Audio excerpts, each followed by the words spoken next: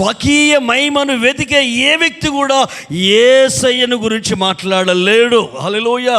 యేసయ్యను గురించి మాట్లాడితే నిన్నెవరు ప్రేమించరు, నిన్నెవరు ఇష్టపడరు, నీకెవరు సహాయం చేయరు.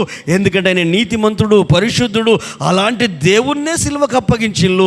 ఆయన మార్గంలో ఉంటే, ఆయన నిజాయితీలో ఉంటే, ఆయన అడుగుజాడల్లో నడిస్తే నిన్నెవ్వరు ఇష్టపడరు. అందుకే యేసుప్రభు అంటాడు, ఈ భూమి మీద ఉన్నప్పుడు, ఈ లోకంలో మీకు శ్రమ, అయినను మీరు ధైర్యం తెచ్చుకోండి, నేను లోకాన్ని జయించి ఉన్నాను, మీరు నా బిడ్డలు. హల్లెలూయా. మీకు శ్రమే, కానీ నేను మీతో ఉన్నాను. హల్లెలూయా. ఈ శ్రమ క్షణకాలికమైన సులకన శ్రమ మనకు వచ్చేటివి, కానీ నిత్యత్వంలో మనం ఉండాలి. ఈ ఫెయిత్ ఎప్పుడైతే దెబ్బతింటుందో, పరలోకం గురించి, నిరీక్షణ గురించి, రేపు పొద్దున ప్రభుత్వం నేను యుగాయుగాలు ఉండాలనే ఆ చిన్నది ఏదైతే మన బ్రెయిన్లో నుండి వెళ్ళిపోతుందో, మన జీవితాలన్నీ గందరగోళం. ఆచార సంబంధమైన క్రైస్తవులుగా మారుతాం, ఆదివారపు క్రైస్తవులుగా మారుతాం, బైబిల్ చదువుకునే క్రైస్తవులుగా మారుతాం. కానీ ప్రభుకు, పరలోకానికి, ఆయన వాక్యానికి, మన లైఫ్కు ఏం పొంతన ఉండదు.